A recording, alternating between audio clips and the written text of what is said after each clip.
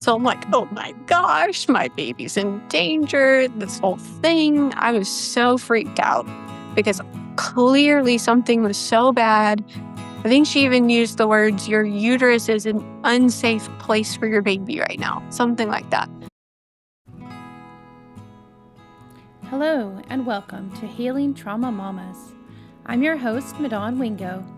Thank you for joining us as we share in our stories and experiences of healing from childhood traumas and birth traumas. Listen as we discuss our struggles, our failures, our strengths and our victories, and all those lessons we've learned along the way. Why, hello, Healing Trauma Mamas. Welcome back to the podcast. Thank you so much for coming and joining us today and making us a little part of your day or your night or whatever time it is that you're listening. I want to thank you for taking the time to come and learn and listen to other women's stories. And I'm really excited about my guest today. She has a plethora of things that we could talk about with her, and hopefully we'll have her on another time to just I don't think we'll have time to dive into everything today, but I want to welcome Dr. Emily Brownlee onto the podcast today. Hi, Emily. Hi, thank you so much for having me. I'm excited. Yeah, I'm excited you're here as well. So, we have so much to talk about because you have quite a bit of experience with midwifery care and home birth and some challenges. And then also, you are a physical therapist and specializing in pelvic floor therapy. And so, it's been an amazing resource to have you. In fact, this past week, I've got to be able to utilize you for some of my clients, and it's been really awesome. And you have and those who might be watching, if you're not just listening on a podcast app and you happen to be seeing our visual, we have a cute little one that you get to see there as well with Emily. Yes. This is my youngest. The rest are napping, so we'll see how that goes. But she wanted mama. She was like, no, thank you. We've had so many, well, because obviously mamas are who we're talking to most of the time on this podcast. Like we've had mamas, helping little ones do things and breastfeeding and doing all kinds of things while we are having conversations. And that's just how it goes as moms. So I'm so glad that you're Yes. joining us with the sweet little one in your lap. So tell us a little bit about yourself, Emily, just a little bit of an introduction and we'll kind of dive in. Sure. Um, so even know where to start. I actually didn't even start with midwifery. Like if we're kind of going down that rabbit hole. Um, our first we had with an OB-GYN in a hospital, very traditional, everything. Um, I have a very traditional education academically.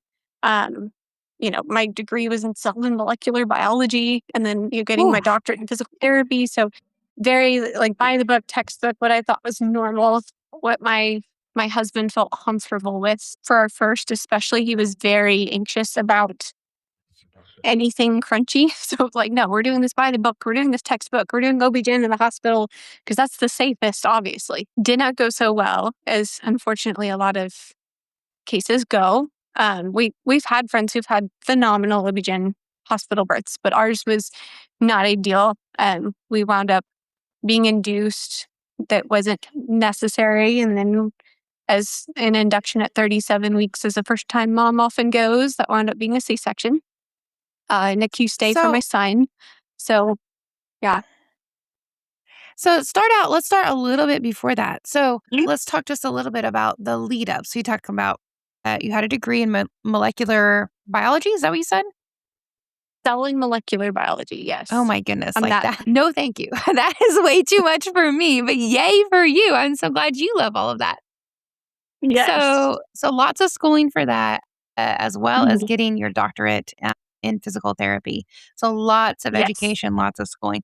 So before that, like, had you always been more of a medical traditional, as in when I say traditional in this moment, I'm meaning what we see the course of our culture at the moment, going the regular, whatever you want to call it, way of going through medicine and through doctors for things. Like, did you have any background of any type of natural, holistic, or anything like that? No. Oh my goodness. So the vast majority of my life, I dreamed of being a surgeon. I was Mm. like hell-bent on I really wanted to be a surgeon. I was pretty sure I wanted to be a neurosurgeon specifically for the vast majority of my life. And I was actually in the process of studying for my MCATs and getting, that's part of why I got a degree in cell and molecular biology was to prepare for medical school. And I was very, I laugh at myself now thinking about how I thought about things then, but that's all I knew, right? Right. And it was like I was learning from professors who had nearly cured cancer before, brilliant, brilliant people. But I was very bought into like, this is the only way. Anybody else who does other things is, out of their minds. They're very ignorant. They don't know what they're talking about. Very, very traditional medicine. And actually, I went on a rotation with my uncle, who's a cardiologist, to kind of rack up some hours of clinical observation. And I remember him going in, talking to the patient for maybe 5 minutes max, and like, okay, updating your prescription. Here you go. Send them on their way. And I said, yeah, I won't name drop. Uncle so and so, how do you know that that's what's wrong with them? You only talked to them for 5 minutes and you didn't do any tests. So how do you know? And he said, well, it usually is. And, and I just thought, I am so uncomfortable with that. I'm so unsatisfied. I don't want to do that with my life. Um, and I knew surgery was obviously a little bit different, but I really, really didn't like the approach of let's just slap a medication on it. Let's jump to the most extreme thing. Let's not really get into it. Let's just give them one solution, make it super simple. It doesn't really sit right with me. And so last minute, I kind of had like I don't know, like just an epiphany that wasn't what I needed to be doing. And so I switched over to physical therapy. Um, Actually, my wonderful aunt, while I was up visiting, she set me up an observation with a physical therapist. I didn't even know what physical therapy was. I thought like, I don't know, it was just glorified, like helping people get out of a wheelchair kind of thing. Mm-hmm. And I thought, my goodness, you spent an hour with your patient. That's so cool. Tell me more. Like Mm. you actually have relationships with these people. Like they trust you for a reason, not just because of your credentials. So that was incredibly appealing to me and that changed my mind. And so I instead went to physical therapy school instead of medical school. Wow. Wow, I'm so So I glad was that you taking had that advice. shift.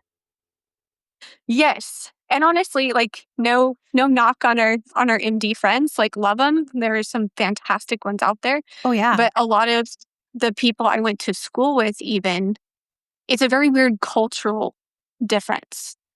So like I would still rub shoulders with them in the halls and they would not talk to me anymore. It was like, Mm. "Oh, she's doing physical therapy now." Like she quit. Like she's doing the easy thing.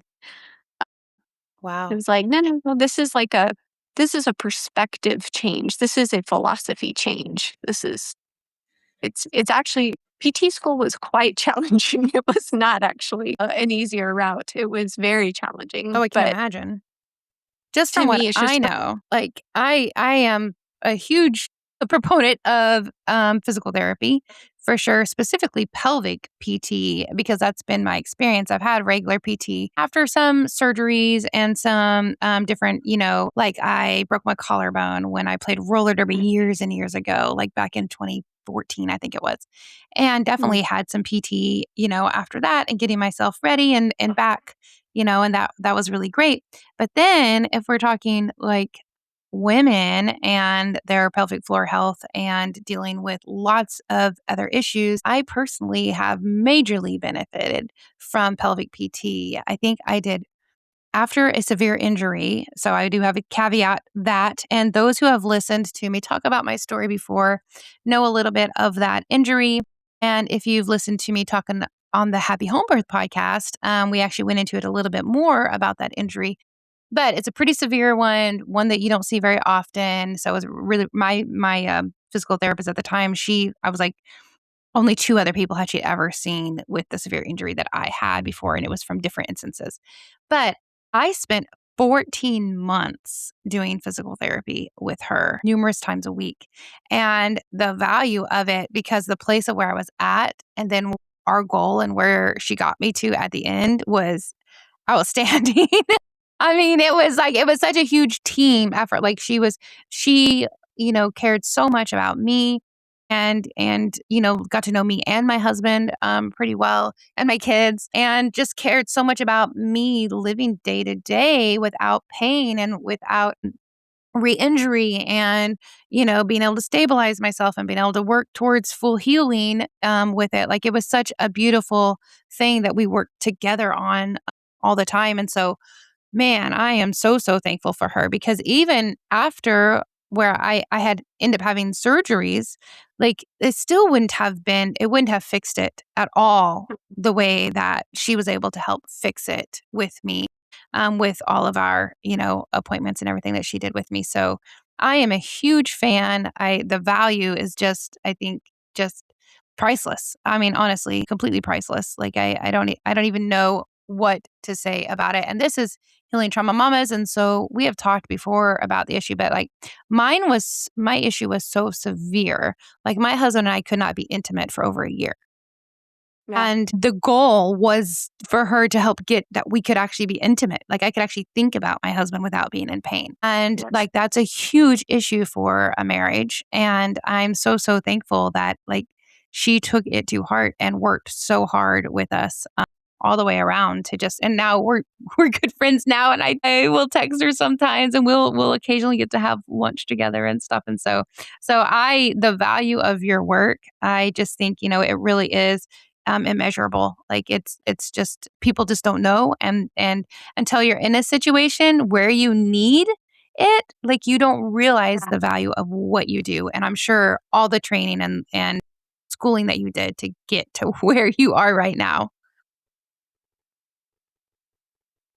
So so this was your like build up, and then you got pregnant for the first time and you went the typical route, the typical allopathic route to just go see a doctor and go, OBGYN. And as a PT, did you think at all about that and the relationship to your pelvis and a baby and all of that? It's funny and even a little like personal in between those two as well. My husband and I got married. I had just started my first real job as an actual PT, not just a student.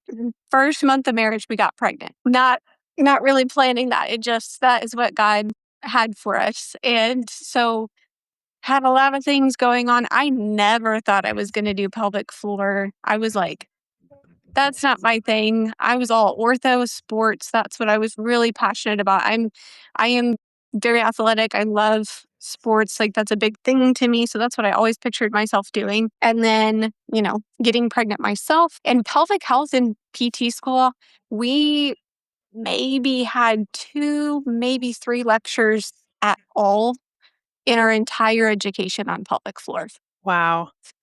And it was essentially referred to a pelvic health PT. Really, it was like, these are the flags to look for, refer out.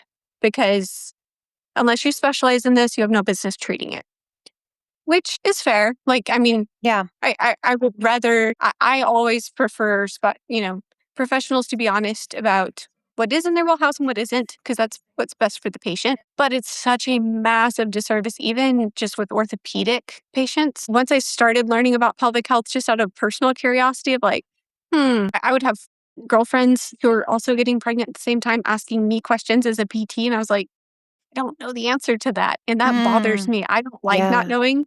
I get research hungry. And so I started my pelvic health education while I was still just doing orthopedics to learn for myself and for my friends who were asking.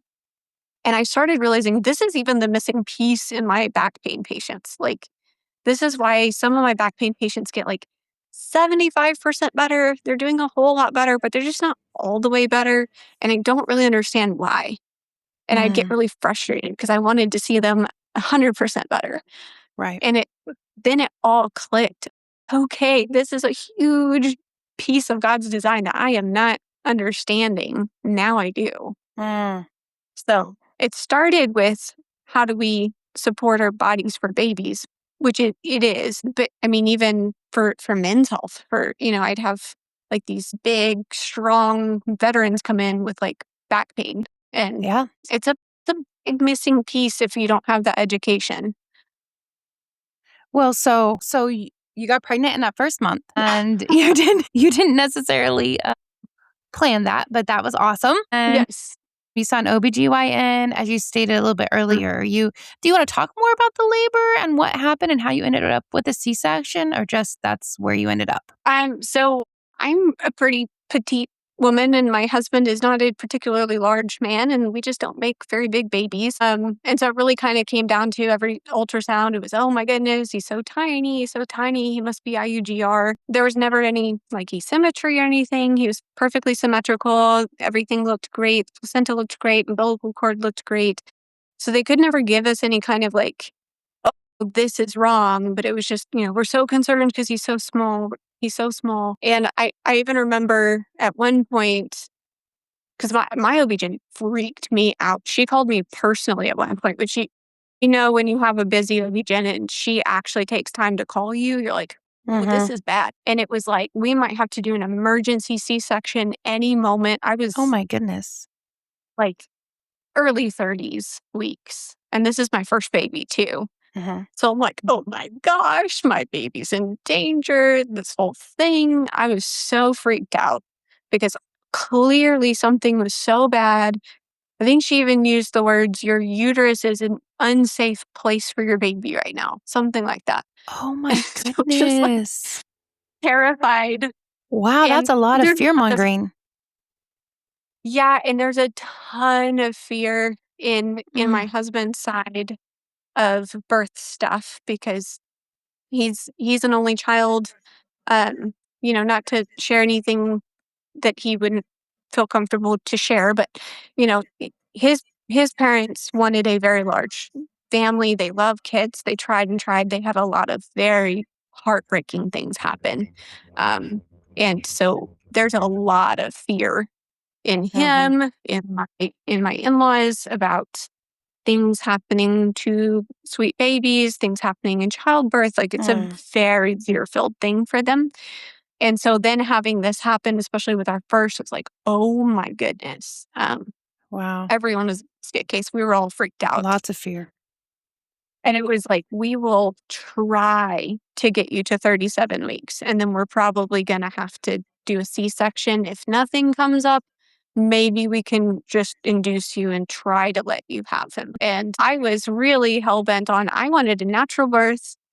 I'd actually, as I started reading more into pelvic health and stuff, I had read some books and I wish I could remember them because they were fantastic to refer people to. But they were written by a pelvic health PT and they were very practical, written for moms to read, not textbook Mhm. kind of thing.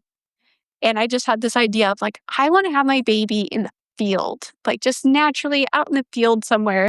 My husband's like, yeah, no, we're doing a hospital and now they're talking C-section and all these things. This is not what I wanted. But, also that guilt and fear of like, I'm not an OB-GYN. What if she's right? What if Right. I'm wrong? Like, I don't want to Yeah. risk my child's life. My Nobody would. goodness, just for like how I'd like to do it. It's not worth it. Yeah. Yep. That's a Mm. that stinks. So you ended up with a C-section, no surprise, Yeah, after we, all we of went that. in for an induction. Yeah, and of course nothing moved. Yeah. I was going, this is easy. If this is labor, like, which, I went into motherhood very arrogant. I'll be super honest. Like, I'm a hard worker. I'm no stranger to pushing myself physically. Like, I love pushing my body hard. I enjoy that. So, like, this is going to be fine. This is not going to be bad. And having some of those Pitocin contractions, but I mean, I wasn't really in labor. So I was like, this is nothing. If this is it, I don't know why women are always complaining about labor. This is easy. And they're like, yeah, you haven't progressed at all. Like nothing's happening at all. Your Mm. body is not even trying. Um, and in hindsight, back then I didn't know how to correctly track my cycle and things. I don't even think his due date was probably correct. Yeah. Your body So wasn't probably ready, definitely. no, he was like, I am not even thinking about budging. And so then it turned into, well, he has fetal distress, which is not surprising. You've been on Pitocin for like 40 hours or Oh, whatever it had been. man. So then it was, well, we have to do a C-section because he's in distress because of all the Pitocin. So we did this C-section and it actually went horribly. They did not do my spinal very well. So I actually felt a lot. And they put him on my chest and I had to tell them to take him because I was Mm, about to pass out and I didn't darn. want to injure him. Oh. And so it was not a very fun experience. And not long after that, his blood sugar just would not stabilize with everything that had happened. And so they rushed him off to the NICU, and that was terrifying. It was just, yeah, not an ideal experience, not at all what I had planned on. How long did he stay in the NICU? Fortunately, it was not long. Good. It was pretty much just to get his blood sugar stable and to get a few tests back. So I want to say it was like 72 hours or something. Oh, that's not bad then. But as a first time mom, it felt like forever. And it just felt like I have failed. Like, what did I do? How did we get here? Mm, It was not a good feeling. And I knew I never wanted that experience again. It's like, mm. I will do whatever it takes to not do that again. Did And you especially, oh, sorry. did you do anything like in the postpartum? Like, how did that go? Did you end up with postpartum depression? Yes, I remember like my OB-GYN came in to check on me afterwards, and she was going on vacation the next day, so that also was like, wonder if that went into the decision making. But I had really bad postpartum depression after Yeah. John, just so I can stand up because that's what she prefers. Don't they all? Yes, she's like, please don't sit down. That's not as comfortable for me for whatever reason. Um, I would go for long walks in the neighborhood and just cry and just like, this Oh. is so much harder than I expected. I don't know what's wrong with me. Why is this so hard? I thought this was going to be easy. And yeah, it was rough.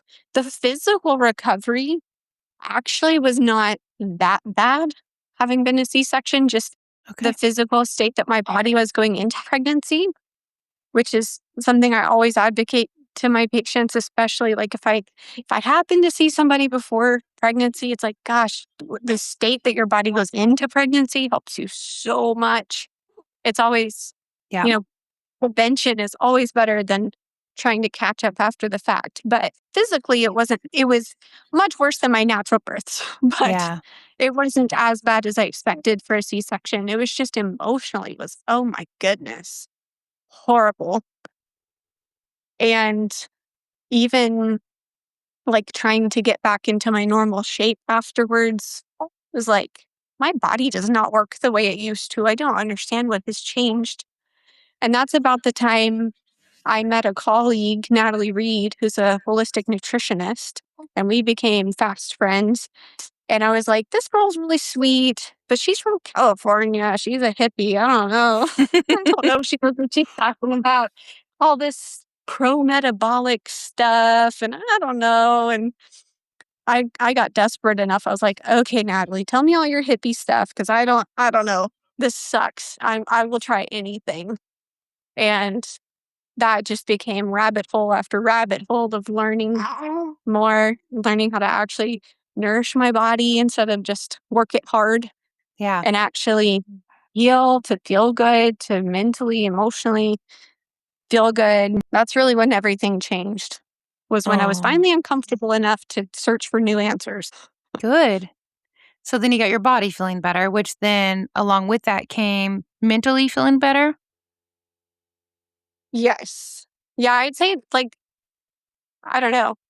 You and I have talked about like just how God gives us these babies in the order Mm. that we're supposed to have them and teaches us all these lessons through them. And I feel like my first and my fourth were my big like, "Ooh, I'm gonna learn all of that." This one, Mhm. this one's gonna change me completely. I mean, all our babies do, but Yeah. just in a big specific way. Well, then let's get to the 4th. So let's say so your second, what happened then? So that was my first midwifery case, which prenatally was fabulous. We loved that. I felt so much better, and How it did was your so much more husband feel switching? well, he wasn't thrilled, but he was also like, "Yeah, we definitely got screwed there. That was not good." So he was like, fine, whatever, we'll try it. He was very hesitant. And then we wound up having kind of a wild event. We kind of got shoved out the door because things were too busy, basically.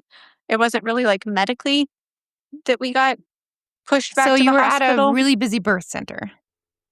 Yes. Yes. Yes. And they just didn't have the staff to support. And so it was kind of like we just got pushed back to the hospital in labor. And that was really scary for me, especially being the exact same hospital where we Oh, wound up with the C-section with my son. And I wanted that VBAC so badly. Um, and it actually wound up being this beautiful thing because I went into labor, but it was super, super slow. And I'd had prodromal labor for 2 weeks leading up to that. And we're getting pretty close to Christmas. So that was either the 23rd or the 24th that we went to the hospital. And it was pretty slow, but it was like, okay, this wasn't the typical staff because most people don't want to work Christmas. And so that wound up being really cool. They kind of left us alone and let us do what we wanted to do. They didn't give us too hard of a time. And I wound up with my VBAC, and that was that's beautiful awesome. and magical. I tapped and got the epidural because the Pitocin was kicking my butt and woke up ready to push and was like, okay, well, rather have a VBAC than another C-section. So let's go. Yay. So, Yeah. Yes. Yeah. And it was so much easier to recover after my second than my first, for mm, sure. Physically, emotionally, mentally, all of it. It all of was it. Good. so much better. I got to actually enjoy postpartum for the first time with my second. That was wonderful. Did you end up having any depression this time? Not really. Yeah. I really don't think so. I think one of the biggest things I remember is just with my son, it was like, this is overwhelming. I Mm, don't know what to do. And so I was so happy to like just hand him off anytime like a grandparent was around, my husband was around, like, please, I need a moment. Like, I just don't know how to handle this little person needing me so much. It was yeah. overwhelming. And with my daughter, it was like, I missed out on so much. I wish I could go Mm. back and not have handed him off so much, but I was just not ready. And so with her, I got to actually enjoy that, all the baby snuggles. And it Oh, was even sometimes I get told, like, you never give her over. Well, I don't want to. We're pretty attached. I don't blame you. Oh my. Okay, well, yay. You got a successful VBAC. Even though, how did that Yes. go? Because we like to dive into some nitty-gritty here a little bit. As you know, I I have a tendency to do that. I could see how challenging that might be that we chose a different route this time, going to a birth center, having a midwife, like this is going to be different, get my VBAC. And then to be basically, as you said, pushed out the door and sent to the hospital in labor for no medical reason because they were too Yeah. busy. Like I think I would be challenged with that. Like I think I would struggle with my midwife, or I don't know if that at the particular birth center, if you had a specific midwife or you were being cared by multiple midwives. Yeah, it was multiple. So you didn't get to like pick your midwife. It was just whoever was on call is who you wound up with. Okay. Okay. So was that challenging at all for you? Or were you just like, nope, we got our VBAC, we're good? Oh no, I was very angry. Yeah. I was incredibly angry. And my husband was probably even angrier than I was. Mm. And it was one of those, no, I know, I'm just upset. But Aw. my husband and I were both very frustrated, pretty angry. And it was kind of conflicting because it was, well, we better be back. That's what really, really matters. Sure. So that's fantastic. Mom and baby are healthy. So what is there to be upset about? But it was also, I mean, birth is such an intimate, trusting situation. You're like, you did not show up for me. That sucks. Yeah. And it wasn't even so much just getting pushed out the door because, like, we understood logistically, like, there's one midwife here and there are three mamas going into labor. Like, do the math. Like, we understand. But it was like no follow up, no attempt to try to be there. Like, they basically just dropped us. And then it Wow. was like, if you want to do postpartum care with us, and we're like, what do you mean if we want to? Like, we paid for it. Yeah. It was just it was very unprofessional. And so that was challenging, especially I wanted to go crunchy so hard. And my husband was like already hesitant. And that was like, Mm, oh, I don't like this. I knew it. I knew this was, he just knew that it was going to be bad. how Um, disappointing. yeah, so that was it was a conflicting thing because we were so grateful. Like Sure. we were so grateful that we even had like a phenomenal nurse in the hospital who like gave us all these ideas for different positions and things to try. Like she was phenomenal. So like we wound up having good support because God always finds a way. But Right. was very disappointing. And I really worried how that would affect if we had more children, how open my husband would be to things I wanted to do. But it ultimately wound up being wonderful because by the time all of our babies got closer and closer together. So I got pregnant with number two at 8 months postpartum, between one and two. Then I got pregnant at 6 months postpartum, and then I got pregnant at 4 months postpartum. So they just kept getting closer and closer together. And we actually moved before we had our third. And I was trying so hard for like, I really, really want to have a home birth, babe. I just feel like that'd be so wonderful being at home, not having to rush off to a birth center. I just think that would be amazing. That's what I've always wanted. I know you've been nervous, and the birth center was kind of like an in between thing to you of, oh, it's close to the hospital if it doesn't work out. But I also wasn't sure how many babies he was going to be okay with us having. He said one, and I said four. And I was like, well, three's pushing it on the low side. So this might be the last one. I need to get my home birth in. And he finally had this moment of clarity of, I'm going to be a scared mess no matter where we have this baby. We could be at the hospital, we could be in the OR. I'm still going to be scared. And so if this makes you feel more comfortable, you're the one doing the labor. So, okay, we'll do it your way. I don't know that I really like it, but I will trust you. Mm. So that Well, was our first home birth that we planned for. And that wound up just being phenomenal. It was just wonderful. that's And awesome. then he became a home birth believer. That's what it took, huh? Yes, because even that one even had a pretty serious complication involved. And Sally just took insane care of us. It was Mm, just seamless. It was phenomenal. Honestly, if I wouldn't have researched as much as I did beforehand, I wouldn't have even known what was going on because I just was like, really, what are the risks? What could happen? What's worst case scenario? And so I had read about shoulder dystocia and I understood that that was a really significant risk that could happen. And that's very like, we've got to get on that very quickly. And that's kind of one of the scarier things that could happen at home. mhm. But it was, I mean, you would have thought that it was like for me, like, oh, your e-stim pad slipped off. Let me put it back on for you. Like, it's just no big deal. It was like, okay, let's try this. Let's do this. Okay, here you go. And it was wonderful. Like, it was my first pain-free birth. She did have to assist with the shoulder. And so, like, that part was it was uncomfortable. It was very uncomfortable. But until that point, literally painless. I just kept being shocked. Like, I don't know if I can do this. What if I needed to tap and do an epidural? Like, I can't. The nearest hospital's an hour away. Yeah.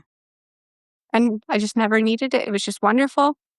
And then she helped deliver her and she didn't breathe right away, which was very scary, which, That's normal pretty with typical shoulder for shoulder dystocia. dystocia. Yeah. Yeah. Still super scary as a parent, like, oh my gosh. And they're calling 911 just to make sure. And you're just saying her name, rubbing on her, Natalie, Natalie, we love you. We love you. It's mommy, it's daddy, Natalie, And very quickly she came to. Everything was great. And we just got to go take a nap in our bed. And it was like, this is awesome. Why did we ever do this any other way? That's awesome. Good. How did that postpartum go? Fantastic. That was one of those like really put my knowledge to the test of am I full of it or do I actually know what I'm doing? Because Mm. I figured with that kind of delivery, like, we're probably gonna have some pretty significant tears. That's to be expected. That okay, I'm not afraid of that. We can heal. Like, God made the body to heal. I know what to do. And so Sally asked me, "Do you want me to check you out and kind of see how it looks, or would you rather I not?" And no, get it over with. Tell me what tell me what we're looking at. And she, "You don't have a scratch on you, girl." My That's gosh, amazing. how is it possible? Like, Yeah. physically not possible. Yeah, yeah, with a midwife having to assist a little bit usually means she has to insert her hand and help to Mhm. dislodge, and so you're creating even more tension on the perineum and the Yep. tissues, and so, yeah, it is expected that when you have to go do those things that likely you're gonna end up with some more trauma than was expected with the delivery. Yeah. Yeah, and I just expected, like, it's going to be there's going to be some pretty significant tears, but that's okay, like, 100% worth it. We can heal this, it'll be fine. I never expected I didn't even have a single first-degree tear. It Wow. was ridiculous. It was like, That's that doesn't even awesome. make that was just it was so cool, and that was one of those that was my first recovery where I really had to watch it because I just felt phenomenal, and my husband was like, "Sit down, quit it, Mhm. stop, let me do that." Um, it was just unreal. Like, 2 weeks after having a baby, I didn't even feel like I had had a baby Wow. recently. It was That's amazing. amazing. So we were hooked. So, 4 months postpartum. Yep. 4 months postpartum, I'm, like, starting to really, really feel like myself even, like and that's one of the really cool things too. The crunchier I got, the more I really understood, in my opinion, how God designed our bodies and just to get out of their way and just support them instead of slapping so many medications and Band-Aids on them. Mhm. My body would just heal so easily after having babies instead of working so hard to try to, like, lose the weight and get back in shape and do all the things and, you know, restrict calories and work out really hard and do all these things to try to force my body to look like it used to. It was Mhm. like, yeah, it just kind of heals. And then it's, I'm not like doing anything extreme or harsh. It just does. It just heals. It just feels great. And I feel like myself again. And it's awesome. And about that time, anytime I start to feel like, oh, I feel like myself again, that's usually when I'm pregnant again. So that's how that worked out. It was like, I feel great. Like I'm doing all these athletic things, feeling phenomenal. Yep, pregnant again Mhm. with number 4. So that was unexpected. And that even became kind of a like, let's research this and see. These are pretty close together. How does that affect risks and things Sure. like that? But which I love so much about midwives. Like y'all are so fast to research things as opposed to sometimes OB-GYNs can be a little bit more, I already know the answer. They're not as curious. So they won't go into the research and see what it says or see what new research says even. Mhm. So that was kind of, let's look at that. But we felt the risks were minimal, that we were looking pretty Yeah. good since I didn't see any kind of health Well, anything. and it hadn't been, like it hadn't just been 4 months from a C-section, it had been 4 months from a vaginal delivery, which is different when you Yes. look in the literature and the studies, after a C-section, you generally do not wanna get pregnant just 4 months afterwards, and that does put you Yeah. at a little higher risk, but it had you at this point now you'd had 2 successful, vaginal deliveries, and, you were very healthy and doing really well, so yeah. So I know we already talked about number 4 is gonna teach us lots of lessons. So share as much as you'd like to share, because I know you had lots of challenges during this time. Yeah. So it's one of those I'm just gonna share what I share, and I hope every anybody who comes across this who was a part of it knows I love you so much, and I'm not talking smack, but for the moms who find themselves in something like this, I just want you to know there's hope. Because good grief, there were a lot of times I didn't think there was hope. So I hope to share that, not to badmouth anybody. But we before I had my third to be closer to family because there's just a lot to juggle. We had 2 under 2, we're about to have 3 under 3, and we moved to be closer to my husband's family. And we were really excited for that. It was down in the hill country, gorgeous. I'm from Lubbock, Texas, so flat, nothing to look at. So we were thrilled. Um, and my husband was away from the house all week, just coming home Mhm. on the weekends, the way that work was, which was very challenging. But we kind of told ourselves, well, it'll be okay because we have his parents there. They'll help. And we didn't really think how extreme that would end up feeling and how much that would stress our family and some of the problems that would come up. We wound up in a really, really challenging situation where um, this is kind of something I have gone down a rabbit hole researching. But sometimes when you get really, really close to people that you have known for a really long time in a new context, they revert back mentally and emotionally kind of to where they were in a previous stage of life with that person. Mhm. And we kind of got in a challenging dynamic with my in laws where they really kind of viewed my husband like a teenager again. It was a very, wasn't like an adult to an adult respect type of thing. It was very like, we're in charge, we're making the decisions. If you do something we don't like, we're very, very upset. And it was very challenging because I do not handle conflict well at all. Because I think a lot of us women, like, we just don't want to hurt people's feelings. We don't want to get in fights. It really stresses us Yeah. out. And it was also like, this is kind of between y'all, and I'm just here in the middle. But wasn't home very much. It was very challenging. And I saw it in our kids. Our kids were a mess. They were stressed out. They were freaked out. I was an anxious wreck. I was to the point where I was physically shaking all day, every day in Mhm. anxiety and fear because I knew this was messed up, but I didn't know how to fix it. I didn't even know you were allowed to set boundaries, let alone how to set boundaries. And it was just so hard because it was like, I love all these people so much. But I know this is not good. I know it's not good for me. I know it's not good for my kids. I know it's not good for my husband or my marriage. Everything's falling apart. It was very hard. And not long after we had our third and then getting pregnant so quickly, it became really clear like we can't keep doing this. This is Mhm. going to tear our family apart. I mean, even just my physical health, everything I'd been doing, I was doing all the right things. I was taking all the right supplements and being very careful with what I ate and all the things. And I was just falling apart physically. And it was all emotional. It was all emotional stress. And so we made the decision of we've got to move away. We've got to get some space. We've got to figure out how to heal our family, how to get things back on track, and then kind of figure out how we navigate this with our extended family because we love them very much, but things are just really unhealthy here for Mm. everybody. And it was very hard. It was very scary.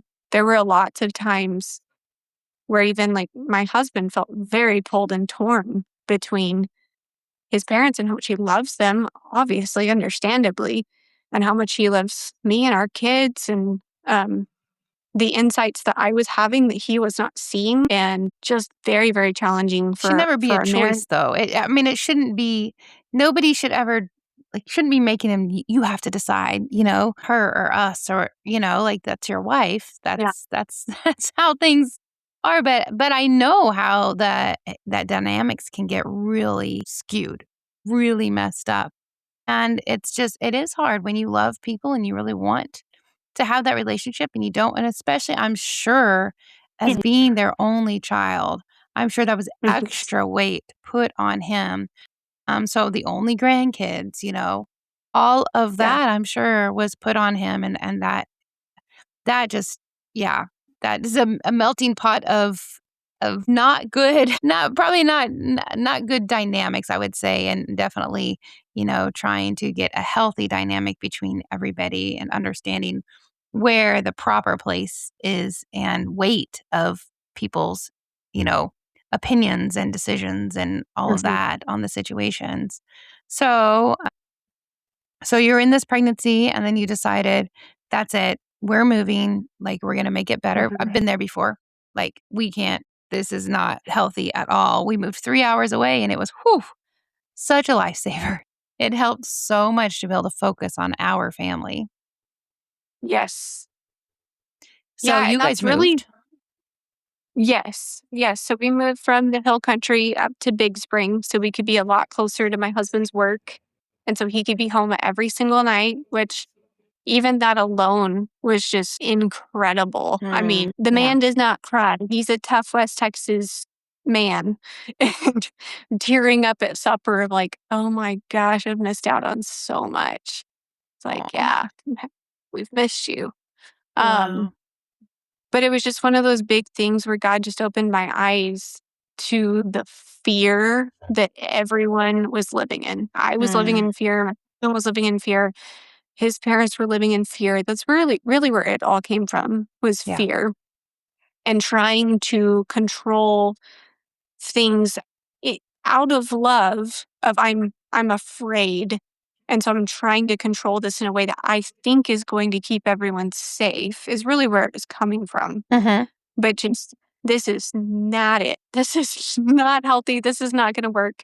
Um, and there were a lot of times where it was like, I don't know if I can convince my husband of this that this is what's going on because this was his normal for his whole entire life. He didn't see what I was seeing.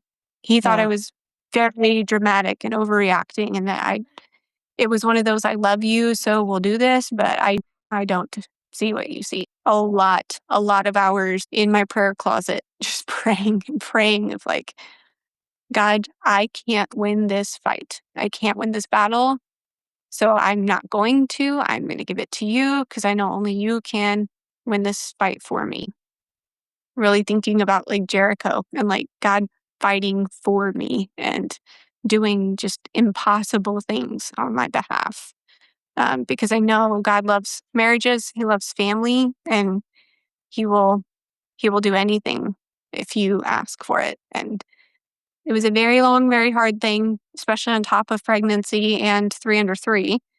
Um, but he just came through so tremendously and even was the wildest, longest labor leading up to labor that I'd ever had. I was so used to with my older 2 girls that I have 2 weeks of prodromal labor. That's just part of it. It's annoying, but I know it's coming. It's only 2 weeks and then it'll be over. They they both were exactly 2 weeks of prodromal labor and came 2 days after their due date, like clockwork. And I was like, that's exactly what's going to happen here. Nope. And it Yep. was just God can be so kind in some very sneaky ways sometimes because it was all about, do you trust me? Do you really trust me? Are you saying you trust me or do you really trust me? Mm. Because I need you to surrender harder and surrender hard. That means you weren't letting go of some things. Yes. You thought you were Yes. fully surrendered, but I was doing the checklist of what you're supposed to do to surrender, but my heart wasn't surrendered. yeah, my. Yep, been there. Yeah. So, yeah, quite the challenge I know that you went through, but you did keep focusing. You did like Yeah. there were so many beautiful things that were coming out of that time. Yeah. Yeah. It was wonderful. And then it was even very cool. There were all these things that I had kind of had my heart set on of like, I had never experienced my water break until my fourth. For whatever reason, that's just how it happened. Um, and I was like, I would just love to actually know when my water breaks. I feel like that's such a, you know, typical thing in labor that every mom seems to have experienced, but I haven't, and different things like that. And he even gave me those specific things, which like it didn't really matter, but it was special to me and he gave it to me. So it did It was matter. very sweet. Yeah. Yeah. Yeah. It's one of those we might go, that's stupid. Well, nothing's stupid to God. Yeah. Yeah, those little things, they mean a lot. He knows how much they mean to us. So that's Yeah. so awesome. So you got that. So how did the delivery go? Like a lot of lead up. Yeah, a lot of lead up. Honestly, at this point, I don't even remember how many days, but it was a lot. It was a lot more than 2 weeks. I was just start, stop, start, stop. I got to the point where I just didn't even like I just ignored it. I knew that's what I needed to do, but even harder, I ignored it even more than I usually would have. Um, And that morning, I started having contractions, and they were 10 minutes apart for hours. And I did not tell anybody because I'm like, this has happened. This has happened. It's nothing until I cannot walk. I'm just not even going to believe this is real. Didn't tell my mom, didn't tell anybody. And then it got to where I think I'd been having consistent 10-minute apart contractions for like 5 hours or something. And I thought, I might as well just let Madon know, just in case. I'm not going to get my hopes up. I'm telling myself this is not it, but that's a pretty long pattern, so I should probably mention it. And still trying not to get my hopes up. I let my husband know because he had a little bit of a drive, not bad. The labor before, he had 4 hours to drive. So this one, he only had 45 minutes. So that was great. Still convinced it wasn't it. And things ramped up a little bit more. Still like, no, this isn't going to be it. I'm going to ignore it. And then went to bed, like, well, we'll try to get some rest just in case. We'll see. I'm telling myself this isn't it. And then it seemed to totally fizzle out. So I was like, well, I knew it. Okay, whatever. We'll get some sleep. And then I woke up, cannot even lay down anymore. So intense. And I still was like, I don't think this is it. I'm going to surrender even more. I believe that this is not it. I'm not going to get my hopes up. I'm not going to try to force this to be it. And I was texting you and my doula. I'm like, okay, this is what's going on. I'm still not getting my hopes up. I still don't think this is it. And both of y'all were like, well, do you think I should come? Like, what's and kind of updated on like how long and how far apart and that kind of thing. I was like, I just feel bad because I feel like y'all are going to get here and then it's just not going to be baby time again. And I don't want to, when you're in the mom seat, you always feel this like guilt of like, to inconvenience everybody and get them all over here. And that doesn't happen. Um, then pretty quickly was like, no, this is pretty intense. I feel like probably this, if it's not it, I won't feel guilty because this is pretty intense. This is starting, like, I kind of can't help but keep my hopes up now. And of course, you were like, yeah, I'm 10 minutes away. I had a feeling. I was like, thank goodness, because I was kind of nervous if it was going to take an hour at this point. Yeah, because it got pretty intense pretty quick. Very. And that's not typical for me at all. I have long, long, long marathon, not a big deal, slow, like 36 to 40-hour labors. That's my norm. I'm very comfortable with that. It's like, whatever. Laughing between contractions, no big deal. And this was pretty much a freight train. And I was like, am I just being a wimp or what? Because this is way more intense than I'm used to. Mm. I don't know why I'm not handling it better. Oh my goodness. But we hung in there. We did all the things and just didn't let myself get fearful. I knew God had it. I knew I was in his hands. And it was also really cool, just the things that my husband and I had been working through. He was so much more present than I'd ever felt him at other births. And that made a huge difference for me. Mm. It probably sounds kind of silly, but I've had a lot of trauma in my life. My very, very best friend that I'd always kind of go to mentally in labor was my German Shepherd, Samantha. She was my pal. We'd go run 10 miles together. She protected me because I'd like gotten grabbed on runs and things before. And like, she never let me get harassed or grabbed or hurt ever again. She was my little guardian angel dog. And so that's where I always would go mentally in labor, is running with Samantha and getting to the point where like mile 4, mile 5, you start getting tired of like, why am I doing this to myself anymore? And then you kind of hit that second wind. You're like, oh, this is great. I could do this all day. I can run 10, 12 miles. We're good. And that's where I'd go in labor. And I just never felt any pain. It was intense, but not painful. And I kept trying to like mentally find Samantha to be running with her, and I just couldn't. I could not get there. And I was kind of getting freaked out by that of like, that's my coping mechanism. I don't know what I'm going to do. And I asked God, where is she? Why can't I find her? What am I going to do? And he said, you Mm. don't need her anymore. You've got your husband. Like, y'all are building that relationship. You don't need her anymore. It's like, okay, I'll just fall now. It was just beautiful and it was fast. It was like 3 hours and we had a beautiful baby girl and it was just smooth and wonderful, super fast pushing too. It was just like, here you go. Not at all like any of my other labors. And it was just wonderful. And it was just such a, God was like, I'm going to make sure you learn this lesson. I'm going to give you this opportunity. Kind of like when we lovingly let our kids struggle and we watch their frustration and you're like, you're this close, you got it. Like, I'm going to let you struggle a little bit so you have that, I got it for Yeah, yourself. and it sticks. Yes, Yeah. it was wonderful. That's so beautiful to get to, I don't lean into your husband in a way that you hadn't ever really got to, and to be partnered with him in that. That's so beautiful. So I'm sure then your postpartum was very different for you this time. What do you think?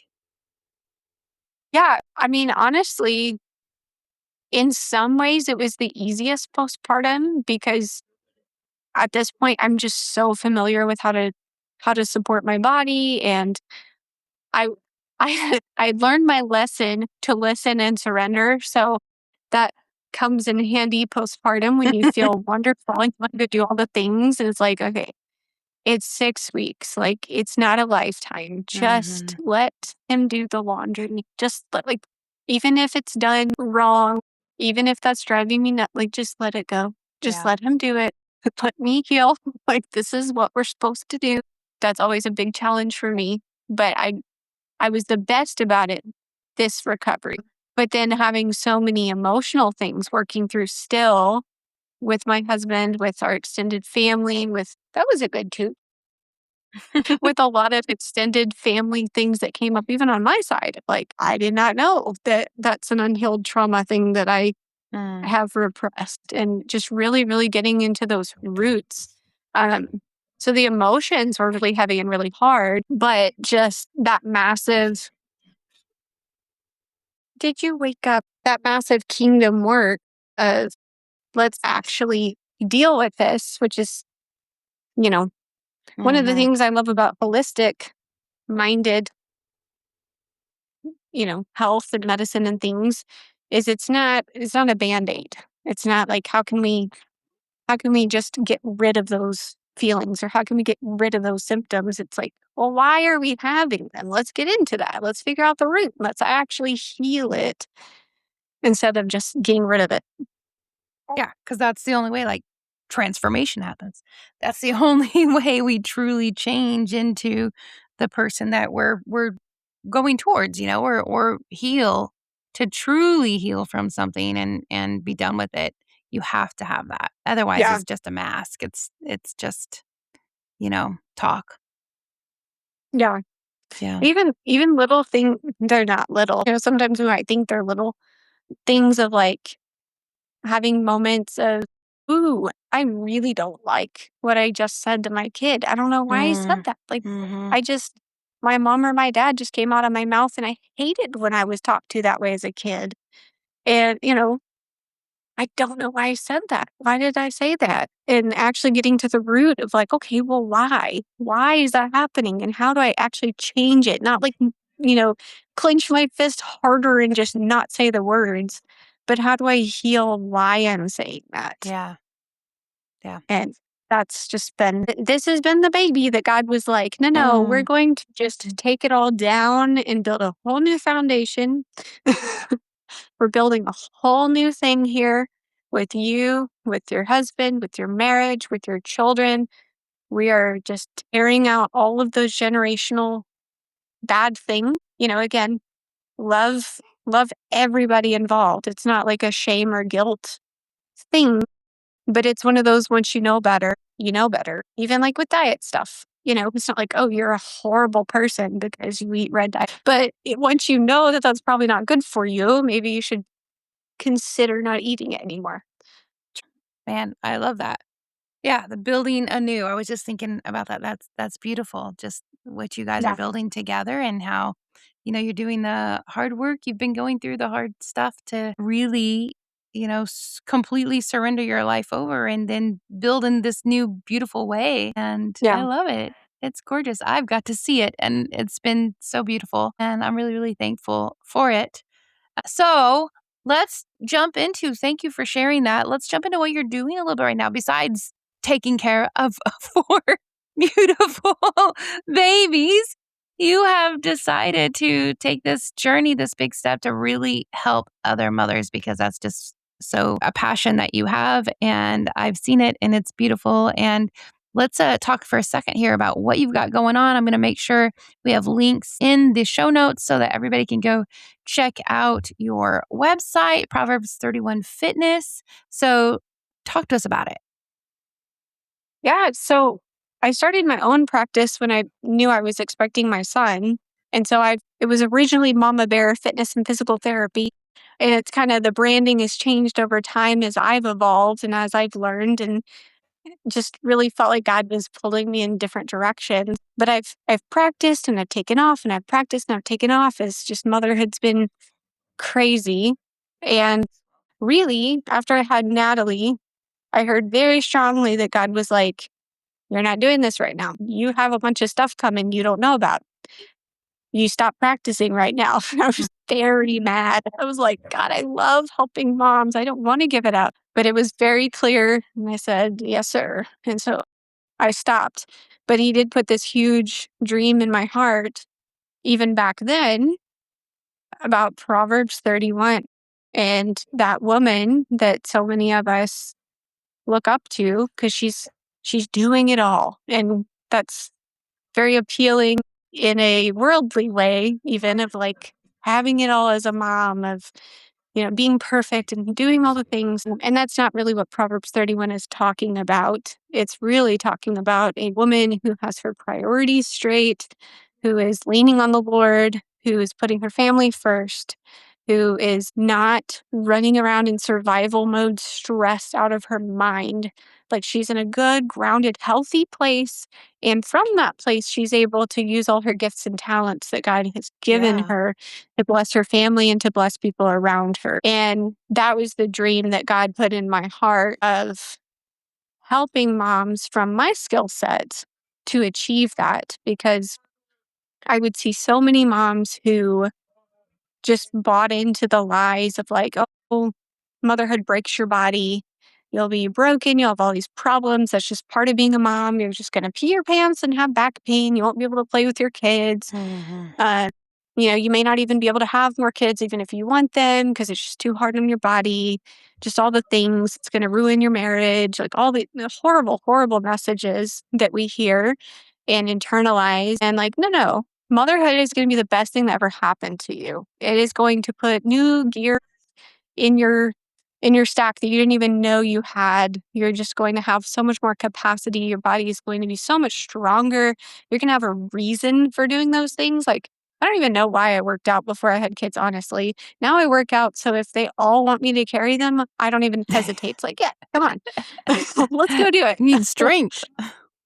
Yes, yes. And weird strength too. That's something I'm Oh, for very sure. passionate about as a PT is like squats are great. But I mean, what about when a weird thing happens where you twist your back and your kids are handing you something and you're holding another baby? Like, those are the things that we need to work on, because when we build our body for those challenges, then it can actually meet them instead Mhm. of having injuries and issues like that.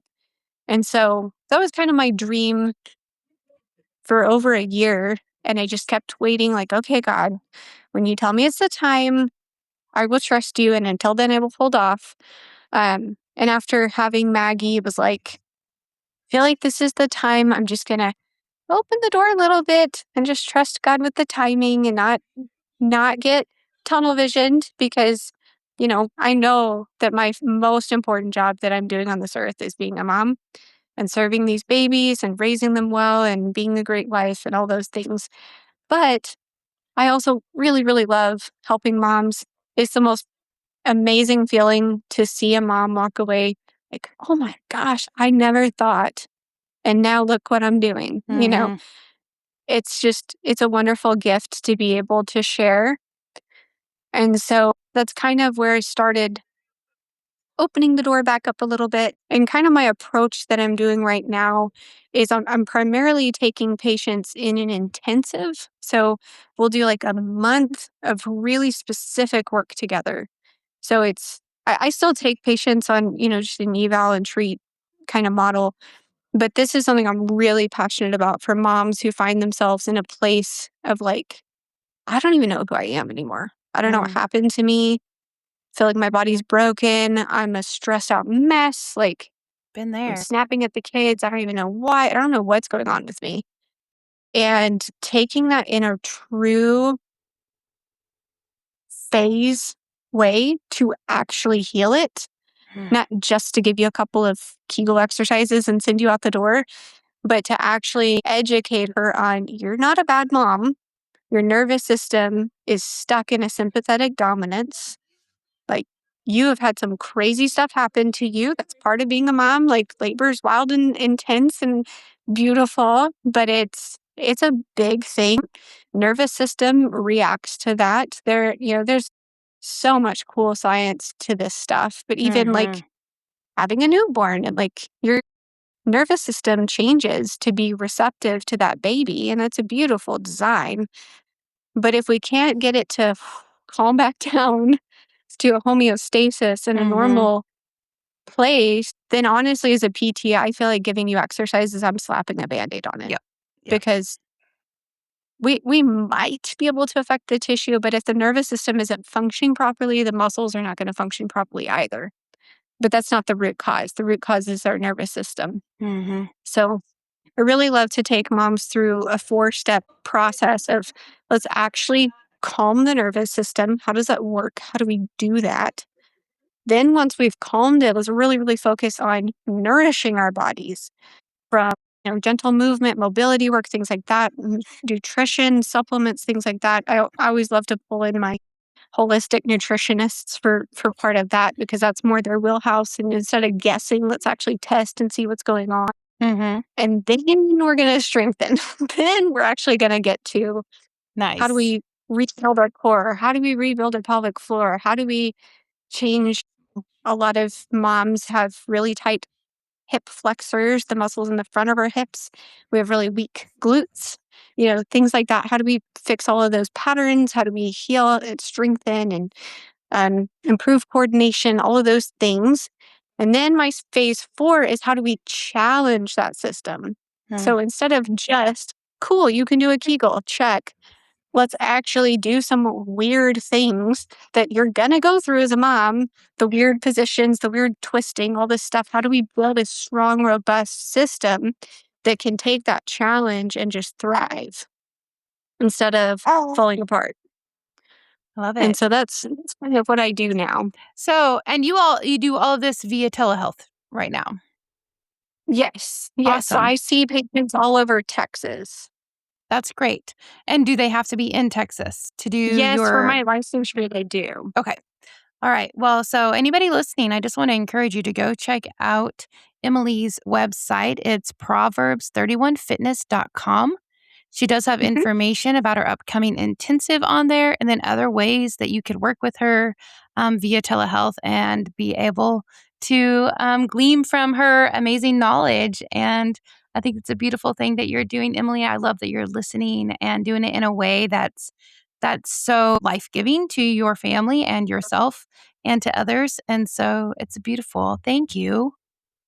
Well, thank you. It's an honor, and it's just a privilege to be a part of the journey. As I know, with your own mamas that you serve, it's one of those things. It's like I don't know. It's a gift that gives both ways.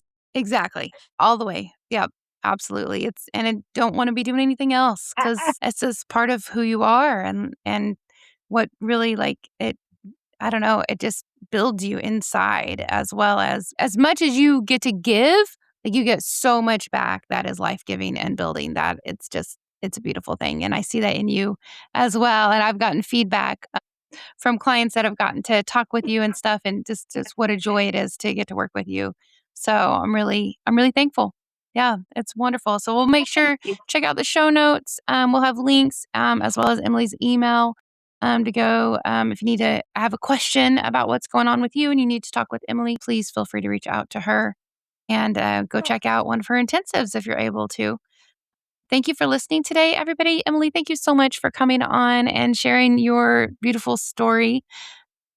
And it's just your journey at the moment, and it's continuing. And I know it's lots more amazing things to come for your young, growing family. So I appreciate you taking the time with your sweet little one to come on the podcast, and look forward to talking with you again. Thank you so much. Thank you for having me. You're welcome. Thank you for listening. May you be encouraged and strengthened by what you've heard today. Remember, you are dearly loved by your Creator, so be who He created you to be. May you go in peace, friends. Till next time, Shalom.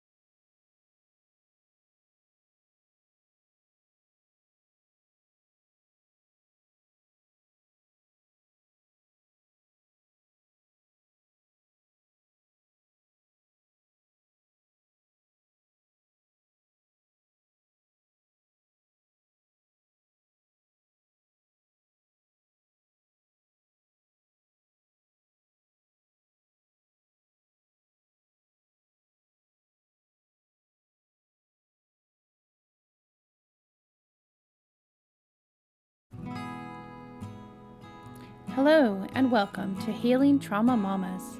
I'm your host, Madon Wingo. Thank you for joining us as we share in our stories and experiences of healing from childhood traumas and birth traumas.